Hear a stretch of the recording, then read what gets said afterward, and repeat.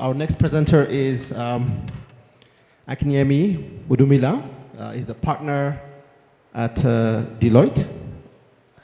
Akinyemi comes with long years of experience in ESG and sustainability reporting strategies.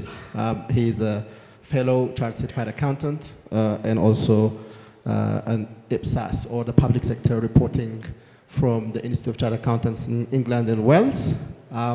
I'd like to invite Yemi, for short, to come to the podium to take away his presentation.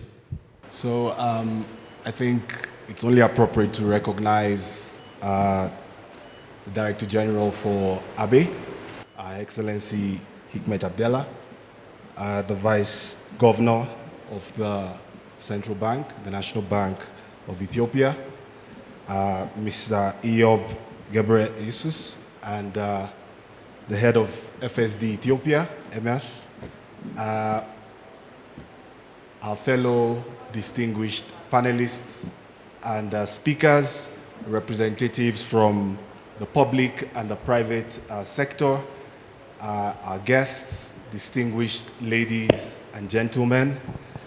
Good morning. Good morning. Good morning. So I think we've spoken a lot about what ESG is, and I know I'm standing in between our first break, so I want to confirm to you I only have 5 slides, so we can count together after my cover slide, all right? So we will get our break. Fantastic.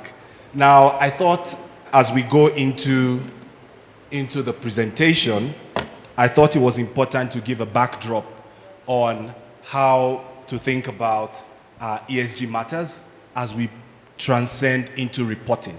And I think the previous speakers have done an excellent job in trying to, distill all that you need to know regarding ESG.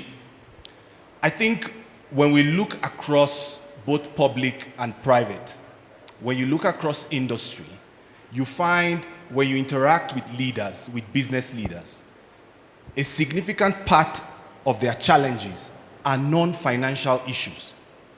Every time you engage a business, every time you engage a business leader, you find that the top items that are keeping them awake at night are not whether or not they have money.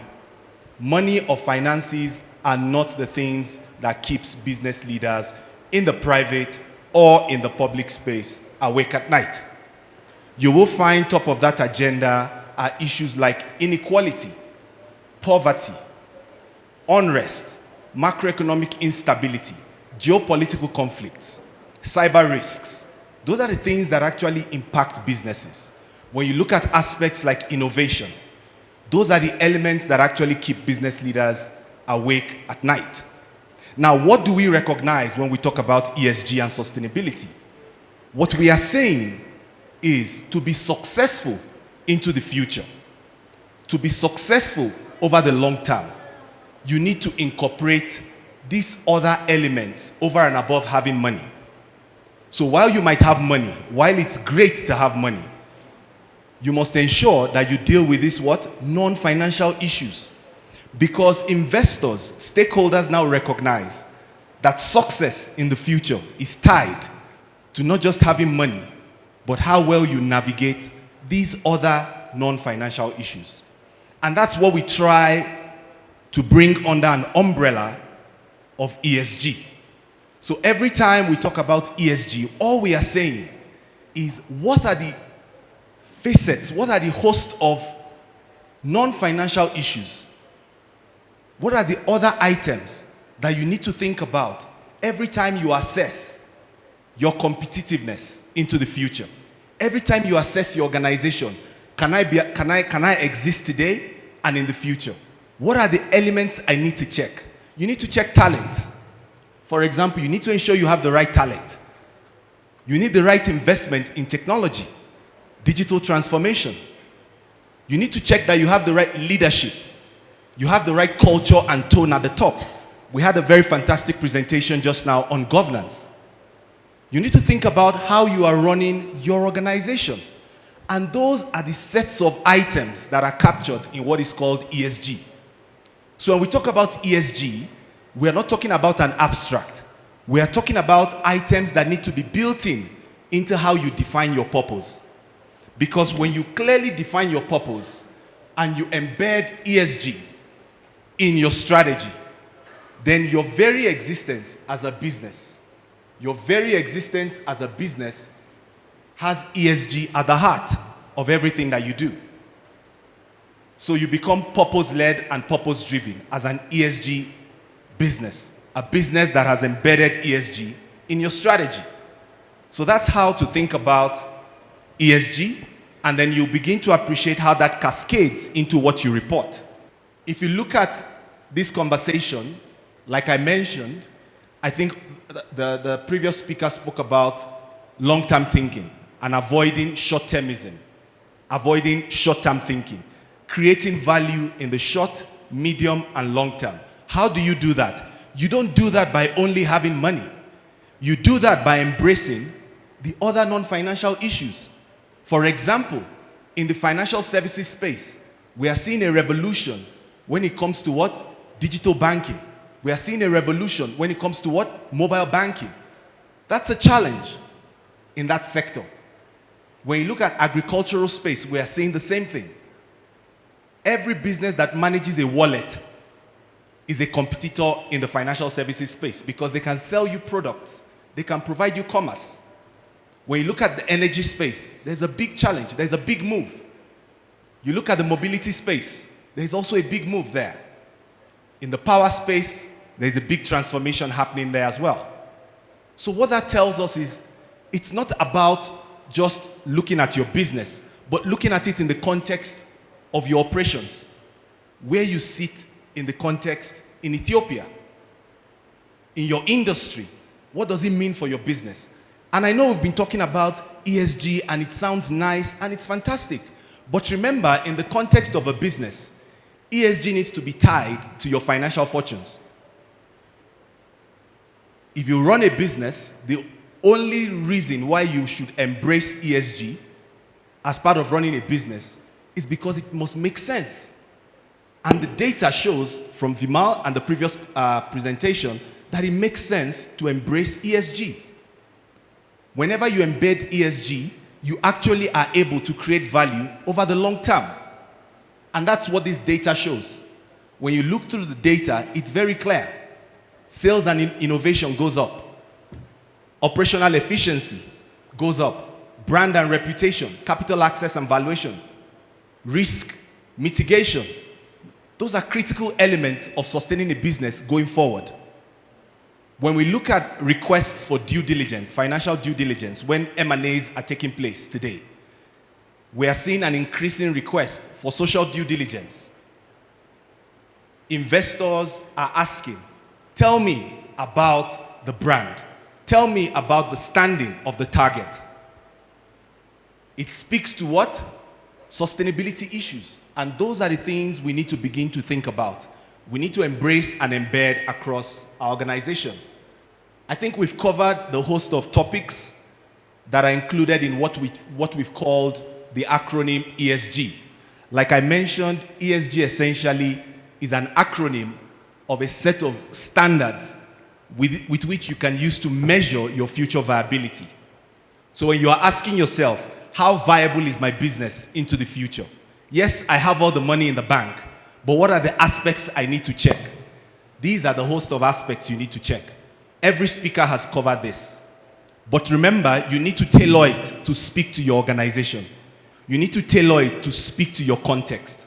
So everything here will not apply to every business, to every organization.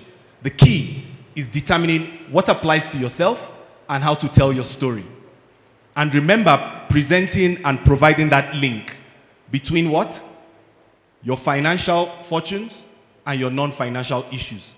All these issues you see on the screen, depending on the industry and organization that you run, impacts financial fortunes. Now, regarding the reporting landscape, when you talk about the sustainability or ESG reporting landscape, there's been a lot of activities in that landscape. I think the key thing I probably want to say before I go into this is and I think Vimal touched on it. What are the benefits of having a reporting framework? If you step back and think about it, why is it important to have a reporting framework? And I'll give you a very simple illustration. Think about profit. Every business reports profit. Am I right? We aim to report profit. But remember, you don't just report profit. You report profit by IFRS. Am I correct? Profit by IPSAS. Profit by IFRS for SMEs or US GAAP. That's why you do that. Because anybody that comes to you and tells you, I've made X amount of profit, the only way you are going to take them serious is to understand the framework with which that profit has been derived. That's the significant benefit that comes from having a framework. Two things, accountability and trust. When you use a framework to report, you hold yourself accountable and you build trust with your stakeholders. If you think about what the regulators are there to achieve, if you think about what the National Bank, ABE, the CMA, what they are all trying to achieve, it's to build trust in the markets. It's to ensure when you report on your viability, when you report on your competitiveness, you actually report using a framework where stakeholders can understand your context and can hold you accountable the same way they do when you report for profit. Every time you report your profit figures, it's the same level of accountability we are seeking here. And I think, like the previous speaker just mentioned, the need for sustainability reporting will continue to increase. A few decades ago, there were a number of frameworks. We had many frameworks out there. And what started happening was preparers gave feedback and said, we need you to reduce the number of frameworks. Can you come together and begin to consolidate? And that's what started happening. So you remember the previous speaker talked about the ISSB, the International Sustainability Standards Board. That's a board that sits under the IFRS Foundation. That board was set up in 2021, if I recall, on COP26. Yes, was set up in 2021. Immediately that board was set up, consolidation started to happen. The first consolidation was the Sustainability Accounting Standards Board, SASB, and the IIRC, creating the Value Reporting Foundation. So you have integrated reporting now sitting within the ISSB. That is fantastic. And then you find the Carbon Disclosure Project got consolidated as well into the ISSB. And then you had initially Memorandum of Understanding with the GRI and the TCFD, the Task Force on Climate-Related Financial Disclosures. But who is familiar with what happened a few days back in this space? A few days ago, the TCFD has now told us that their mission, when they were set up in 2017, is complete, and they are now going to roll the TCFD into the ISSB. So the TCFD is likely going to become part of IFRS S2, the Climate Disclosure Standard, under the ISSB. So watch that space. So you then find what you have left is the GRI, which has industry standards or industry supplements similar to the SASB, which is currently being updated. So the SASB is currently being updated to make it more global. So you find a lot of the references that were not necessarily global are being updated with the SASB to make it more global. So I think, like the previous speaker mentioned, the ISSB is going to be the future for sustainability-related disclosures for stakeholders going forward. I think the other standards have already been spoken about. The CSRD, the Corporate Sustainability Reporting Directive in Europe, was spoken about by the previous speaker. The SEC Directive on Climate Disclosures, that's for US-based organizations. And then you have the IFRS S1 and S2, which has also been spoken about. TCFD, soon to be rolled into ISSB IFRS S2. You can imagine what that does. Remember, IFRS S1 and S2 are currently voluntary. They are not mandatory until each country endorses them, right? But we have certain regulators, for example, central banks, that have told banks to report using TCFD. Central banks have requested some banks to report using what? TCFD. In such a regime, what that means is the central banks are essentially asking the banks to begin to adopt what? IFRS S2. So while it is voluntary, through regulatory action, elements of this are already being applied, even across East Africa. So watch this space, and I think it's something to discuss and take away from this forum. I think we've gone through this slide. I think the key thing I just want to highlight is around the activate. And I think the previous speaker spoke about it. You can only report what exists. Sustainability reporting is not a spin document. It's not an exercise in spin. It's a balanced reporting on the impact of your non-financial issues on your financial fortune. All right? So the key thing to always think about is equally focus on what? The embedding. Ensure you embed it across your strategy. Drill down to get your strategic pillars. Design your business model. Understand your capitals. And begin to measure your KPIs. It is from that same process your risks flow out of that. Because your risks are what impedes you from achieving your strategy. So everything actually links back to how you make money. Everything links back to how you create value, whether you're in the public or in the private sector. So that's something to watch out. In fact, it's interesting to note, even in the not-for-profit sector, there's equally pressure to embrace sustainability reporting from an impact standpoint. Because there's pressure on funding. If you're going to seek funding, the parties that are providing funding today are asking questions. Give me a report on the value for money. Give me a report on your outcomes. Give me a report on your impact. Because that is what is being assessed going forward. So you begin to find whichever sector you're in, understanding and articulating your impact, how you create value in the short and long term becomes very critical. And then my final slide speaks to the ESG reporting journey, more importantly about building trust. More importantly about building trust. Trust is at the heart of markets. We can't have a well-functioning market if there is no trust. And we need to think about it in the context of the users of the reports we are going to be preparing. We need to think about it in the context of those that will be consuming the information that will be preparing. You can imagine how it's frowned upon when you prepare your financial statements and there are errors in those financial statements. The National Bank, ABE, and other regulators will not take kindly to that. The same thing applies with sustainability reporting. It's important to build in proper governance structures for sustainability reporting. Please do not make it a year-end event, an event that only occurs at the end of the year. Sustainability reporting needs to, at a minimum, mirror the same governance structure you have for financial reporting. If you do quarterly reporting to your governance team, like your board, you should embrace a similar one for sustainability reporting. Your KPIs should be smart, specific, measurable, achievable, realistic, and timely in terms of how you determine them.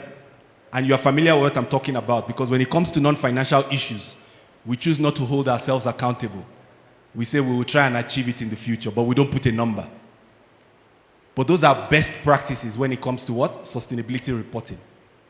And just like your board signs off the financial statements and sign their names on the financial statements, I believe the regulators will be asking for such when it comes to non-financial reporting.